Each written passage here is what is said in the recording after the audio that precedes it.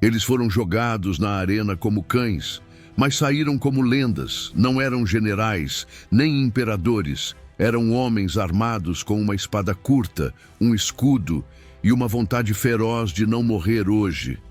Cada combate podia ser o último, mas em vez de cair, eles cravaram seus nomes na eternidade. A multidão gritava por sangue. O Império usava suas vidas como espetáculo, mas eles desafiaram tudo. Hoje, você vai conhecer os gladiadores que transformaram dor em glória e morte em imortalidade. Aperte o cinto, porque você está prestes a entrar na arena onde a história sangra e a lenda começa. Imagine acordar todos os dias sabendo que pode ser o último. Esse era o destino do gladiador romano. Eles não eram apenas lutadores. Eram peças vivas de um espetáculo sangrento, onde a morte podia vir a cada golpe. Para a multidão, eram heróis. Para os governantes, ferramentas de controle e distração. Mas para si mesmos, sobreviventes de um sistema brutal. E ainda assim, alguns deles conseguiram ir além da arena. Com coragem e habilidade, conquistaram algo raro, a imortalidade da fama. Seus nomes atravessaram séculos, gravados em pedra, arte e memória. Eles não apenas lutaram, eles marcaram a história. A glória nasceu do sangue. As arenas romanas eram muito mais do que espaços de combate. Eram templos de admiração popular, onde o povo vibrava, chorava e ovacionava. Nesse palco de violência e espetáculo, alguns nomes se elevaram acima da poeira e do sangue. Foram imortalizados não só pela força, mas pela forma como tocaram os corações romanos. Poemas foram compostos em sua homenagem. Mosaicos desenharam suas vitórias com detalhes vívidos. Estátuas esculpiram suas posturas eternas. E até nas paredes simples de tavernas e becos, grafites com seus nomes ainda resistem ao tempo. Eles não foram apenas lembrados, foram celebrados. Tornaram-se símbolos de um império que transformava dor em arte e morte em glória duradoura. Então agora imagine isso. Se nomes gravados com carvão e cravos conseguiram atravessar séculos, o que impede essa história de continuar viva? Hoje com você, se esse conteúdo te tocou de alguma forma, deixa seu like. É a forma moderna de gravar um nome na parede da eternidade. E se você quer continuar viajando por histórias que o tempo tentou enterrar, mas que ainda respiram sob as cinzas de Roma, se inscreve no canal agora. Cada inscrição é como uma tocha acesa no Coliseu do Conhecimento. E aqui, você nunca assiste sozinho. Você faz parte do legado. Então clica, participa e vamos manter viva a chama dos que ousaram desafiar o destino. No silêncio sepultado de Pompeia, arqueólogos encontraram um nome gravado com urgência e devoção. Tetraites. Não era senador, nem general. Era gladiador. Mas sua coragem falou mais alto que qualquer título. Derrotou Prudes em uma luta que atravessou o tempo, eternizada não em livros, mas em grafites brutos riscados com carvão e pregos. Lutava como Murmilo, empunhando um escudo largo e uma espada curta, mas recusava usar armadura no peito, desafiando a morte com o próprio corpo. Esse risco extremo o transformou em lenda viva. Vasos e objetos com seu nome foram encontrados em regiões distantes, como Gália e Panônia. A fama de Tetraites não conheceu fronteiras. Sua ousadia virou história, gravada na pedra, não esquecida. Tetraites não foi apenas um campeão de arena, foi um fenômeno cultural. Sua imagem atravessou as fronteiras do Império Romano e apareceu onde menos se esperava. Em vasos decorados, esculturas pequenas e artefatos domésticos encontrados em regiões como a Gália, a Britânia e a Panônia, hoje França, Inglaterra e Hungria. Para um gladiador, isso era praticamente impensável. A maioria mal era lembrada fora do anfiteatro local. Mas Tetraites virou ícone. Sua fama internacional o colocou em um pedestal próximo ao de heróis mitológicos. Era como se cada combate seu fosse uma epopeia. Ele não precisava de palavras escritas. Sua história estava nos olhos de quem viu e nos objetos que ainda hoje contam sua lenda silenciosa. Espículos não era apenas um gladiador. Era o escolhido do homem mais poderoso do mundo, Nero. Enquanto outros lutadores mal sobreviviam, Espículos recebia palácios, terras e riquezas dignas da elite romana. Sua relação com o imperador era tão intensa que, quando Nero enfrentou sua queda cercado de inimigos, declarou: "Prefiro morrer por Espículos do que por qualquer outro." Mas o gladiador não foi encontrado a tempo e Nero se matou com a ajuda de um servo. A vida de Espículos virou lenda, um escravo transformado em estrela imperial, uma exceção à regra. Em uma Roma onde o espetáculo decidia o destino, ele foi mais do que um lutador. Foi símbolo da glória máxima, selada pelo olhar do próprio imperador. Na Roma de Nero, não havia limites entre poder e espetáculo. Espículos era mais que um gladiador vitorioso. Era a personificação do desejo imperial. Enquanto os políticos brigavam no Senado e os generais comandavam legiões, Nero se encantava pela arena e fez de Espículos um reflexo de sua extravagância. A ascensão meteórica do gladiador chocava a elite romana. Um ex-escravo recebendo palácios era escândalo e fascínio ao mesmo tempo. Essa relação escancarava o quanto o império usava o entretenimento para manipular a opinião pública. O povo amava Espículos e Nero aproveitava essa paixão como ferramenta política. O favoritismo não era apenas emoção, era estratégia. Espículos era mais que guerreiro. Era propaganda viva de um imperador apaixonado pelo próprio espetáculo. Hermes não era apenas forte, era imprevisível. Em uma época onde os gladiadores seguiam estilos fixos como Murmilho, Retiários ou Traex, ele dominava vários. Entrava em combate adaptando sua técnica ao adversário, algo raríssimo e temido. Nunca sabiam com quem estavam lutando. E não foi qualquer um que reconheceu isso. O poeta marcial, conhecido por sua ironia afiada, não poupou elogios. Comparou Hermes aos deuses e o descreveu como um espetáculo vivo. Seus combates eram danças de violência e precisão. Para o público, era entretenimento refinado. Para os adversários, um pesadelo técnico. Hermes provou que inteligência e versatilidade podiam vencer músculos. Foi além da força bruta. Foi arte viva na arena, imortalizada não com espada, mas com poesia. Hermes não lutava, ele performava. Seus movimentos eram tão precisos, tão fluidos, que mais pareciam uma coreografia divina do que um combate sangrento. Ele misturava força, elegância e espetáculo com perfeição milimétrica. Lutava como se dançasse, cada passo, golpe ou esquiva era carregado de intenção. O público não piscava. Era impossível desviar os olhos, e essa presença magnética ultrapassou os limites da arena. Poetas o eternizaram em versos como símbolo da excelência humana no combate. Hermes foi um dos raros gladiadores que cruzaram a fronteira entre esporte e arte. Enquanto outros morriam esquecidos na areia, ele se tornou figura literária, exemplo de como a luta podia ser beleza. Hermes venceu não só adversários, mas o próprio tempo. No ano 80 d.C., durante a inauguração do Coliseu, Roma foi testemunha de algo inédito. Verus e Priscus não duelaram apenas por sobrevivência, entregaram ao império um espetáculo de honra. Lutaram por longos minutos em um combate equilibrado, técnico, quase poético. Cada golpe era resposta precisa, cada movimento demonstrava respeito mútuo. A multidão, acostumada a mortes brutais, silenciou. Quando ambos baixaram suas armas simultaneamente, algo inacreditável aconteceu.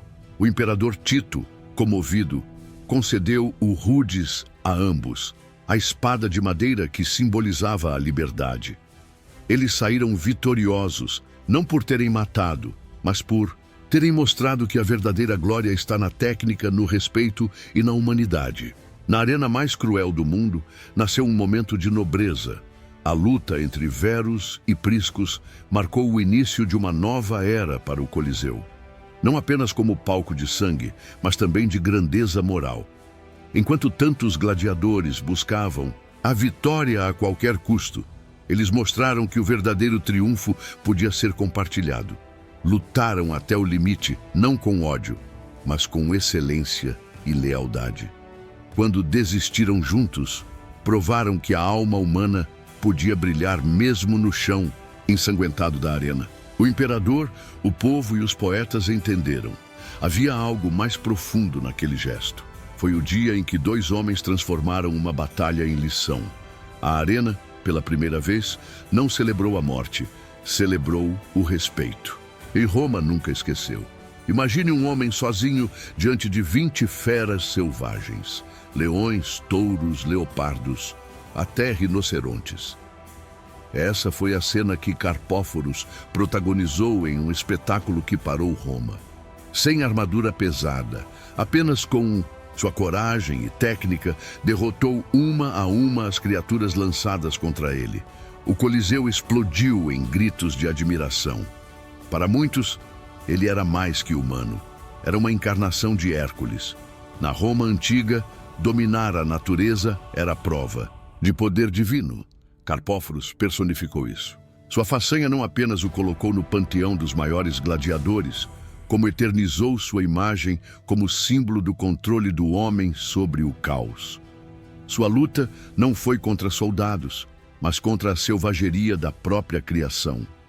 Em Roma, a arena era onde se decidia não só quem era forte, mas quem merecia ser lembrado como semideus. Carpóforos não apenas sobreviveu aos confrontos com feras, ele as venceu com uma frieza que parecia sobrenatural. Era como se tivesse sido ungido com um dom. Para o povo, sua presença evocava a imagem de Hércules enfrentando os 12 trabalhos. Cada combate contra as bestas não era só entretenimento. Era uma afirmação de que a civilização podia subjugar o instinto bruto da natureza. Ele não era apenas um guerreiro, era o símbolo da ordem sobre o caos. Carpóforos fez da arena seu reino, provando que mesmo diante das criaturas mais ferozes, a coragem humana podia reinar absoluta. Crixus começou como muitos outros, acorrentado, espancado e forçado a lutar pela diversão de uma elite cruel. Mas dentro dele queimava algo mais profundo que o instinto de sobrevivência. Era ódio.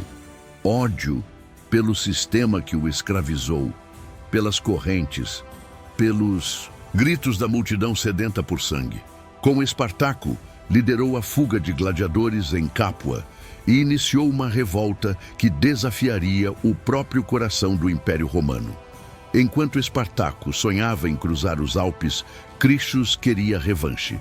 Atacou vilas, incendiou propriedades e levou o medo à elite romana. Seu fim foi trágico, mas digno. Morreu lutando com bravura. Crixus não queria apenas liberdade, queria justiça pelas correntes que carregou. Sua fúria virou símbolo de resistência. A divisão entre Crixus e Espartaco não foi traição, foi diferença de propósito. Crixus queria vingança imediata contra a aristocracia romana. Por isso marchou para o sul com milhares de seguidores, destruindo vilas e derrotando tropas locais. Mas a ousadia teve um preço alto. Em 72 a.C., foi cercado por legiões romanas e caiu em combate. A notícia abalou Espartaco profundamente. Em honra ao amigo e guerreiro, organizou um ritual sombrio. Forçou 300 prisioneiros romanos a se enfrentarem até a morte, como homenagem fúnebre. Uma inversão cruel dos jogos que tanto marcaram suas vidas. Foi o último grito de Crixus ecoando em Roma. Mesmo morto, sua sede de justiça ainda queimava. Sua lenda resistiu, não pela vitória, mas pela fúria Diferente da maioria, Marco Atílio não foi forçado à arena. Ele a escolheu. Endividado, tomou uma decisão desesperada: se tornar gladiador para saldar suas dívidas. O que parecia loucura se tornou lenda. Em sua estreia, enfrentou Hilarus, um veterano com 13 vitórias seguidas, e venceu. Pouco depois, derrotou Aécius Félix, outro invicto com 12 triunfos. Era como ver um amador derrubar 2 campeões mundiais seguidos. Roma ficou em choque. Atílio provou que não era sorte, era talento. Sua história percorreu becos, tavernas e mercados, e foi registrada em grafites e mosaicos encontrados séculos depois. A escolha que parecia suicida transformou um cidadão falido em herói eterno. Ele mostrou que até quem entra por necessidade e pode sair como lenda. Atílio virou um símbolo raro, o improvável que venceu. Em uma cultura onde só os veteranos eram respeitados, ele desafiou a lógica. Grafites com seu nome começaram a aparecer em muros de Pompeia e Roma, exaltando sua coragem. Mosaicos decoravam casas com cenas de seus duelos, eternizando sua imagem com espada em punho e olhar determinado. O povo o abraçou como um dos seus, alguém comum que ousou enfrentar os maiores. Sua história inspirava não apenas gladiadores, mas cidadãos oprimidos, endividados, esquecidos. Ele provava que com coragem era possível virar o jogo. Não era nobre, não era escravo. Era um homem comum que conquistou a arena com honra e coração. Roma o respeitou como a um campeão inesperado. Flama era fogo vivo. Seu nome já dizia tudo. Vindo da Síria como soldado capturado, foi lançado à arena como punição. Mas ao invés de ser destruído por ela, dominou-a. Tornou-se um dos gladiadores mais formidáveis da história, com 34 combates registrados, 21 vitórias, 9 empates e apenas 4 derrotas. O mais impressionante, porém, não foi sua estatística, mas sua escolha. Recebeu 4 vezes o Rudis, o símbolo da liberdade, e recusou todas. Ninguém entende completamente o motivo. Talvez fosse pela glória, pelo público, ou porque ali, na arena, ele controlava seu destino. Flama preferia morrer com honra a viver apagado. Seu túmulo sobrevive até hoje. Uma lápide, simples, um nome eterno. Um espírito que jamais se curvou. Flama não era apenas forte, era inesquecível. Lutava com uma mistura rara de ferocidade e carisma, conquistando o povo como poucos. Seu estilo, o secutor, exigia resistência extrema, e ele a tinha de sobra. Mesmo ferido, continuava de pé. Sua imagem virou símbolo de bravura. O mais marcante foi sua recusa à liberdade. 4 vezes teve a chance de largar a espada e viver como homem livre. 4 vezes disse não. Para Flama, a arena não era prisão, era altar. Ali ele encontrava sentido, honra e identidade. Sua morte aos 30 anos foi considerada quase milagrosa, já que poucos gladiadores alcançavam essa idade. Hoje sua lapide ainda está de pé, contando a história de um homem que preferiu arder. Espartaco começou como escravo, terminou como lenda. De origem trácia, foi treinado como gladiador em Capua, mas sua ambição ultrapassava as grades da arena. Em 73 a.C., liderou uma fuga com cerca de 70 gladiadores armados com facas de cozinha. O que parecia um motim virou uma revolução. Em pouco tempo, formou um exército com milhares de escravos, mineiros, pastores e camponeses. Com táticas geniais, derrotou forças romanas experientes e humilhou a elite militar. Mas Espartaco não queria apenas matar, queria liberdade para todos. Seu sonho era cruzar os Alpes e dissolver o exército rebelde em segurança. Ele foi mais que força, foi visão. Mais que sangue, foi liderança. Seu nome ecoa como o maior desafio já imposto. A Roma Imperial, O fim de Espartaco foi trágico, mas jamais apagou sua chama. Em 71 a.C., enfrentou o poderoso general Crasso. Derrotado em batalha, seu corpo nunca foi encontrado. Mas seu espírito jamais desapareceu. Mais de 6.000 seguidores foram crucificados ao longo da Via Ápia, numa mensagem brutal de Roma. Mas, em vez de medo, Espartaco deixou inspiração. Ele virou mito, símbolo da luta do oprimido contra o opressor. Seu nome atravessou séculos, reencarnando em revoluções, livros, filmes e discursos. Não foi a vitória que o eternizou, mas a causa. Espartaco mostrou que até os acorrentados podem erguer-se e abalar impérios.